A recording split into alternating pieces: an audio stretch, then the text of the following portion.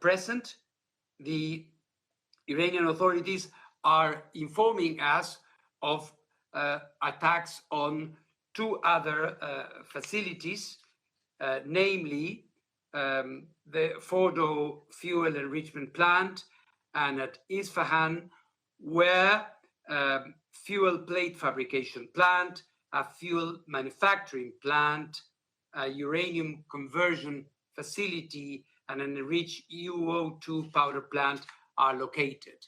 However, Madam President, I have to inform that at this moment, we do not have enough information beyond indicating that military activity has been taken place around these facilities as well, which initially had not, I repeat, had not been part of the military operation. But now there is enough information for me to say to you that these facilities are also concerned. Thank you for the opportunity, Madam Under Secretary General and dear colleagues. At Natanz, the above ground part of the pilot fuel enrichment plant, where Iran was producing uranium enriched up to 60% uranium-235, has been destroyed.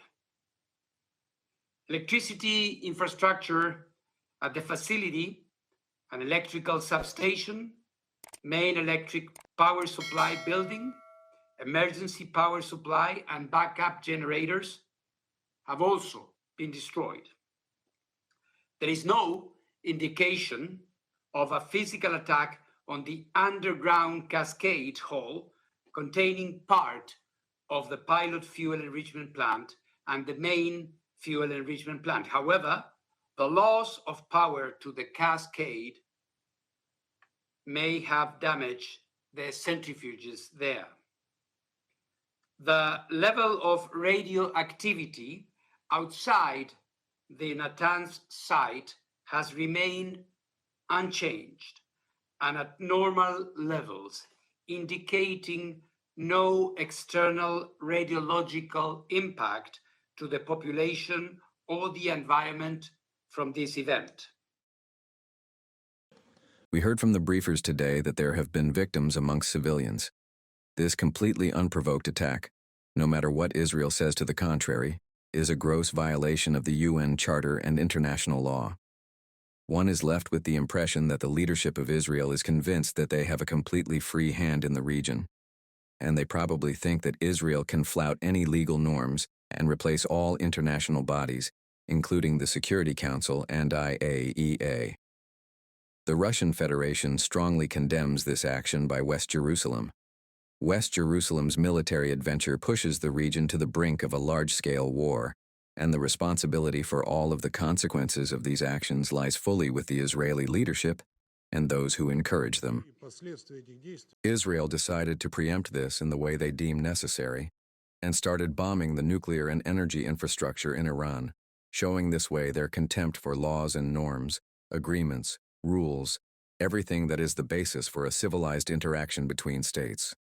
The responsibility for what happened is not just with the state of Israel, but also with its closest allies. This is a direct consequence of Western countries' acquiescence, who for months knowingly and methodically pumped up anti-Iran hysteria in the UN Security Council and in the Board of Governors of the IAEA. I reiterate the call by the Secretary General to both sides to show maximum restraint at this critical moment and to avoid at all costs a descent into deeper and wider regional conflict. Of particular concern is the strikes on Iran's nuclear facilities. It has been reported that the Natanz enrichment complex, which houses both the fuel enrichment plant and the pilot fuel enrichment plant, suffered significant damage, including centrifuge cascade calls. The International Atomic Energy Agency resolution, adopted on 12 June, calls on Iran to meet its legal obligations and to fully cooperate with the IAEA to urgently remedy its non-compliance with its safeguards agreement. Finally, The latest dangerous escalation follows some significant diplomatic developments. Talks between Iran and the U.S. were to resume in Oman this weekend. I encourage such diplomatic efforts to continue. A peaceful resolution through negotiations remains the best means to ensure the inclusively peaceful nature of Iran's nuclear program. We must, at all costs, avoid a growing conflagration that would have enormous global consequences. China condemns Israel's actions that violate Iran's sovereignty, security, and territorial integrity, opposes the intensification of tensions and expansion of conflicts, and is deeply concerned about the potential grave consequences of these Israeli operations. The abrupt heating up of the region serves no one's interests. We urge Israel to immediately cease all military adventurism, avoid further escalating tensions, and call on all relevant parties to abide by the UN Charter and international law, resolve disputes through political and diplomatic means, and jointly maintain regional peace and stability. China is seriously concerned about the negative impact of the current developments on the diplomatic negotiations on the Iranian nuclear issue. China has always been committed to peacefully resolving the Iranian nuclear issue through dialogue and negotiation. We oppose the use of force and illegal unilateral sanctions and oppose armed attacks on peaceful nuclear facilities. As an NPT signatory, Iran's right to the peaceful uses of nuclear energy should be fully respected. We firmly support any diplomatic efforts to return to stability. Today, we have spoken to Israel at the highest levels, and our Foreign Secretary has also spoken to Iranian Foreign Minister Araghchi. We have urged both sides to show restraint and de-escalate tensions.